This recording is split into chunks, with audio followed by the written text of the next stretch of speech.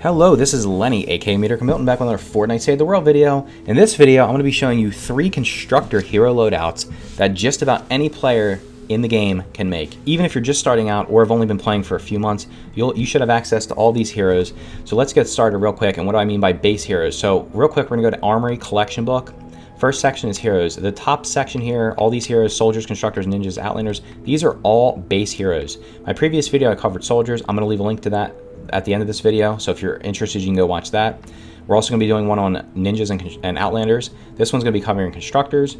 So these are the base constructors that you see: Controller Harper, Power Base Nox, Sentinel Hype, Guardian Bull, Hot Fixer Hazard, Electric Pulse Penny, Tank Penny, Plasma Specialist Iza, Base Kyle, and the one mythic is Mega Base Kyle. So each set of base heroes has 9 normal heroes, as you want to call, if you want to call them that, which can go up to legendary, and 1 mythic, and the mythic gives you a team perk. In this case, Mega Base Kyle gives you supercharged traps, which we will talk about shortly.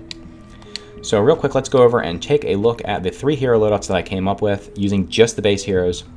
And again, the reason I'm doing this is because not everybody has access to all the event heroes that you'll see people using if you watch people stream it or watch other people or watch other YouTube videos with cool hero loadouts. Most of the ones I've done up to this point are using a lot of event heroes.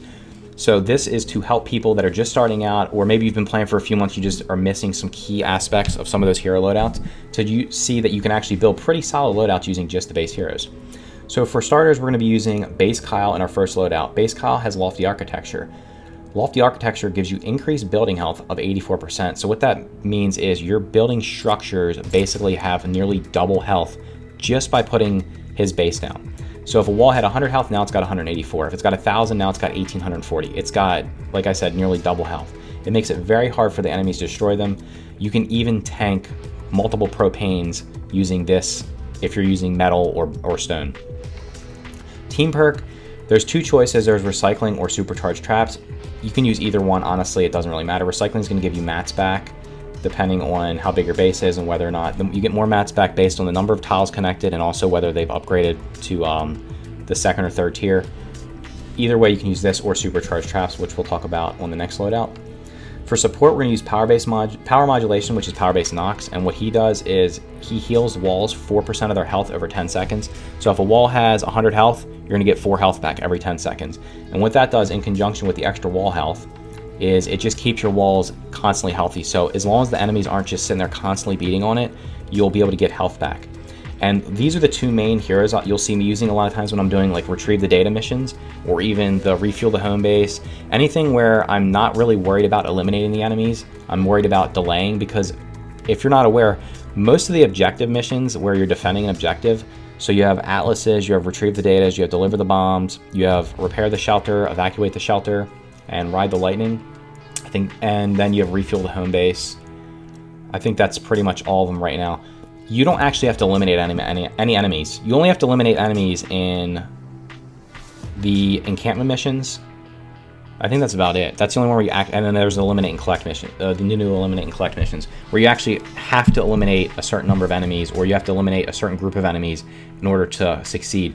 All the other missions, if you're defending an objective, you do not get penalized for not eliminating any enemies. In fact, if you don't eliminate them, what ends up happening is more can't spawn. So we're just going to use a round number. Let's say there's 20 husks can spawn in the first wave. If you don't eliminate any of them and you just keep delaying them by using floor launchers or wall launchers, those 20 husks will just keep coming back and getting thrown back. And if they're not taking any damage, they're never going to respawn. So that's the main reason I use Base Kyle for most of the objective missions where we're just not building trap tunnels.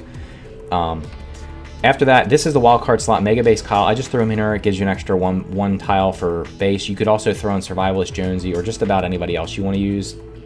Basically, Survivalist Jonesy would probably be the best alternative because he gives you health back upon elimination. We talked about him in my soldier video. 3rd in the list is Guardian Bull. Guardian Bull gives you hardware crit rating of 17. Now what that means is each weapon has a crit chance. So most of them melees have like 15 or 20% crit chance. So if it's 15% and you add the 17 to it, you're actually getting 19% more. So what 17 equates to is 19% crit chance. So a 15 would go up to 34, a 20 would go up to 39% crit chance. So what you're doing is you're basically giving yourself much more chance of getting a crit, and we want crit because crit does more damage, right? And we'll also talk about crit at the end of this because crit is important for constructors in general. Then we have actuated attacks, which is tank petty. That increases hardware damage by 17%.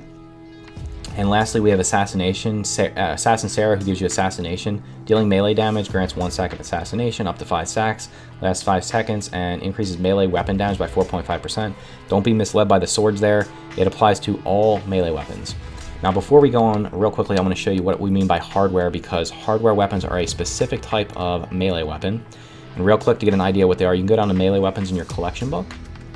Scroll down until you find hardware. Hardware are crowbars, wrenches, sledgehammers, and other hammers, so heavy hammers. So any of these weapons you use, you'll get buffed by using Guardian Ox or by using Tank Penny. The Mr. Red, which is the legendary crowbar, is actually pretty solid. And there's plenty of event hardware as well that you might accumulate over time, or you might have already accumulated from whatever current event is going on as you're watching this. So that's real quick. Want to make sure you're using those, because if you're using other melee weapons, you're not going to be getting the buff from Guardian Bull or Tank Penny. So our second hero loadout is, and lastly, the gadgets I chose for this loadout will be Banner and Slowfield. Banner gives you extra 250% health for 45 seconds. So what you would do is drop that right on the objective, and it'll basically give you 2.5 times more health, in addition to the 184% you're already getting. So you're getting 84% here, another 250% for 45 seconds. It does a quick burst as soon as you place it, and eliminating any enemies that are close, and also lets you or your teammates, if you get knocked and need to respawn at where the banner is located, and that lasts for the entire mission. The banner does have a cooldown. When it comes back, you can place it again, getting that extra wall, that extra 250% health. That's great for dealing with like mini bosses. So if you place it right at the beginning, and then later on when you need it, maybe if there's smashers or if the mini boss comes, it definitely helps out. And then Slowfield's just to slow them down, because we're using a melee build here. And one other thing you could do, you could use an assault rifle build, a pistol build. I went with melee just because constructors have melee buffs, which we'll talk about shortly. Now for our second hero loadout, we're going to be using Controller Harper. Controller Harper has Decoy. Real quick, one thing we didn't talk about. Base Call is Bull Rush, Rosie, and Plasma Pulse. We're not really worried about using any of them because I was basically going with a straight up, let's go with a melee damage here. You could buff Plasma Pulse. None of the base heroes can buff Bull Rush or Rosie. However, Controller Harper has Decoy instead of Rosie, and what Decoy is you place a dummy down, and the enemies, the husks that are around it, will be attracted to it. It does not attract miss monsters. It will attract everything but miss monsters. So blasters, takers, and smashers are not attracted to it. You can use it to block a smasher. If a smasher is charging, you drop it, it'll hit it and get blocked by it, but it will not attract to it. That was something they changed a while ago, and they actually got rid of. There was a secondary support perk or tactical perk before the hero loadout change that you could use to actually still attract the miss monsters, but they got rid of that. So miss monsters, as far as I know, are not getting attracted to it. So it's mainly used for dealing with the small mobs. And what she does is she decreases the cooldown by 43%. So the normal cooldown for Decoy is 30 seconds. Using her, it comes down to 17 seconds, which means you're getting it back a lot faster. Here you can use supercharged traps, or the recycling supercharged traps increases traps affected by base by 8.5% for each constructor. So as you'll see, we have 4 constructor here. So we're going to be getting, what is that, 34% extra trap damage. And it has to be attached to the base. So wherever you place the base, you'll see the white outlines on it will show you what's affected by the base. Any traps attached to that will get the extra trap damage. So this is pretty powerful, especially for using it. It's probably best using in storm shield defenses, and also if you're just doing missions where you're going to be relying heavily on trap tunnels. First support slot, we're using Sentinel Hype, and Sentinel Hype increases duration by 1.5 seconds. That's called going and going. So we're going to get uptime of the Decoy even longer. Real quick, let's see. Decoy lasts 6 seconds. That'll make it 7.5 seconds. Now the reason I went with Controller Harper over this was because I'd rather have more uptime than have slightly longer time. I want to get it back more often, because what's going to end up happening is you're going to end up eliminating them more likely than not. Then you're not going to need it as much. So basically, you drop it, you're going to eliminate most of the enemies. This is going to last 4.5 seconds if you have her mained, but the cooldown is only like 17% or something like that, I believe, right?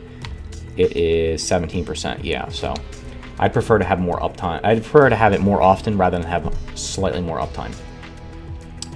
We're also going to buff her other ability, which we did not buff for base Kyle, which is Power Pulse. This increases Plasma Pulse damage by 30%, and that's Plasma Specialist Isa.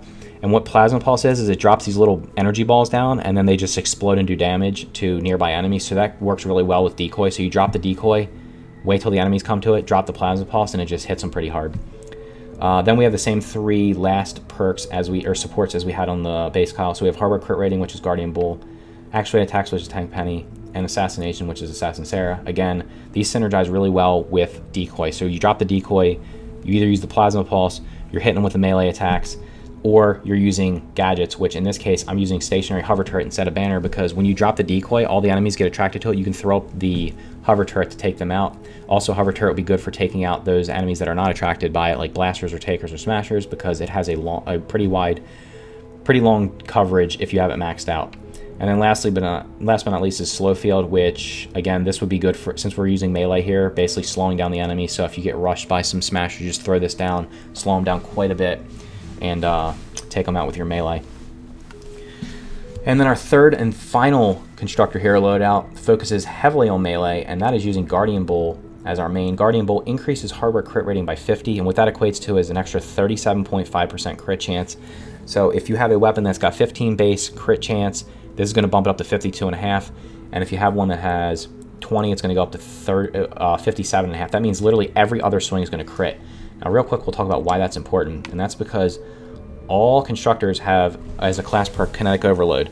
Melee knockbacks and staggers trigger Kinetic Overload, dealing 25 base energy damage to nearby enemies. After melee critical hits, increases melee impact by 10% for 5 seconds up to 5 stacks. So you're going to be getting crits a lot, so you're going to be basically impacting getting heavier impact. Really good for taking down tankier enemies like Smashers, slowing them down and stunning them. And then also the second class perk, which we talked about, is Base. That's basically you place your base down. It gives any structure attached to it 60 extra armor, which just gives it extra health.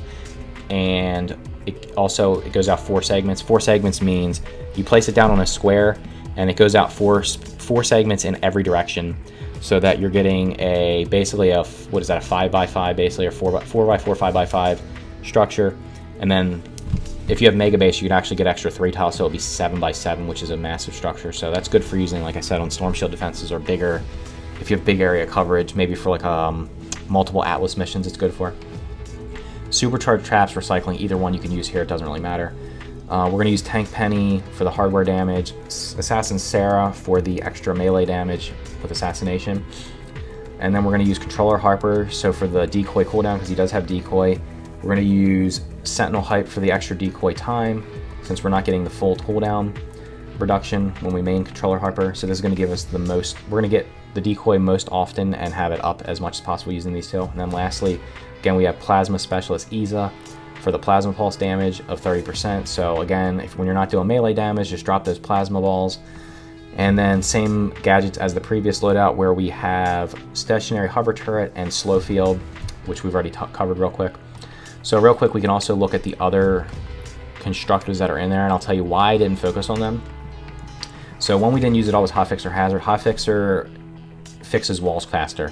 So one of the tactics you can use if you're using the delay tactic, which I mentioned earlier, you could use him in support, or if you have a teammate using him as main, basically what you do is you just run around and heal the walls, and the enemies it's very hard for the enemies to break the walls. And you can even double down on it by you can put a trap on it that gives extra wall health, or that also heals, and they actually stack. So like, for instance, if you have a wall for maybe, let's say you have to retrieve the data, on the inside of the wall you can put one that gives extra wall health, and on the outside of the wall you can put one that heals it, on top of the base Kyle, on top of the power modulation. And using Hotfixer, you can literally just stand inside the box and just heal the walls and almost never take damage. It's pretty crazy. I got some videos on that if you haven't already seen them, doing a 130 retrieve the data where all we have is 4 wall launchers and they literally never get inside. Electropulse Penny, I don't know if we covered her. She's got fully contained. So if you're basically, what this means is when the enemies attack a structure, they take damage. So she would be good if you're doing, you can also do the delay tactic without actually, you can just put wall spikes on the outside, and they'll literally, most of the enemies will actually eliminate themselves by beating on the wall spikes. All the smaller ones will do it. pretty quickly. Even I've seen smashers eliminate themselves by hitting walls that were using fully contained on it. Tank Pen we covered, Plasma Specialist we covered, Base Cob we covered, Mega Base we briefly covered just in support. And what he does is he gives you increases base connectivity by a range of 3. So like he's really good for using on SSDs or on multiple Atlas missions where you have to cover a wide range. So if you have 1 mega base, you can cover, like I said, it's an extra 3. So instead of having that 4, you're actually getting 7 in every direction, which means from point end to end, you have a 15 tile coverage. So you have a 15 by 15 square that you're covering, which is massive. You can do a 4 Atlas mission if they're pretty close by just putting 1 mega base down in the middle, and it'll cover everything, which is just awesome. So anyway, that's all the base constructors. And again, once again, why I did this video was because I know a lot of people, if you especially been just started out, or if you've only been playing for a couple months, even 6 to 8 months, you probably don't have access to a lot of the event heroes that occurred 8, 9, 10 months, a year ago, maybe longer. I don't even have all the heroes on my main account. I'm missing just a few that should be back pretty soon. On my second account, I started about 6 months after that one, so I've been playing it as I've been recording this about 6 months. I have enough heroes to build like 1 good loadout for each class, so 1 soldier, 1 constructor, 1 ninja, 1 outlander. So I thought it would be a good idea to cover the fact that you can actually build pretty good loadouts without having all the event heroes that you're going to see a lot of people use in their YouTube videos, in my other videos, honestly. Like most of the hero loadouts I did were using a lot of event heroes, but I think this will help people. It won't discourage you from playing the game because you can still get access to pretty good stuff, and then along the way pick up those event heroes, so then you can even make your hero loadout stronger. So anyway, I'm going to wrap it up there. If you like the video, be sure to hit that thumbs up button. It really helps. If you haven't already done so, hit subscribe and turn on notifications, because YouTube changed their algorithm so that if you don't have notifications turned on, even if you're subscribed to somebody, there's a chance that the videos aren't going to show up in your feed, especially if you're subscribed to lots of channels. If you want to see actual gameplay, or if you have any questions, you can catch me over at twitch.tv/MediocreMilton. I do play Save the World on a regular basis over there. Even if I'm not playing it, if I'm playing another game, you're more than welcome to ask questions about Save the World, because it is the main game that I play. I've been playing it for just about a year now as my main game. So we have lots of discussions over there. You can ask questions about heroes, weapons, loadouts, how to do missions, how to complete certain quests. Anything you have questions on, feel free to ask. And there's a link to that down in the description. Like I said, I'm also going to be doing a video on ninjas and outlanders shortly, and there's already one up on soldiers, which you'll see at the end of this video if hasn't already popped up on the screen. So if you haven't checked that out, you can check that out to see which base soldiers you can use in it to make some pretty good loadouts. And we're going to wrap it up there. So thanks for watching, and I'll catch you in the next one. See ya.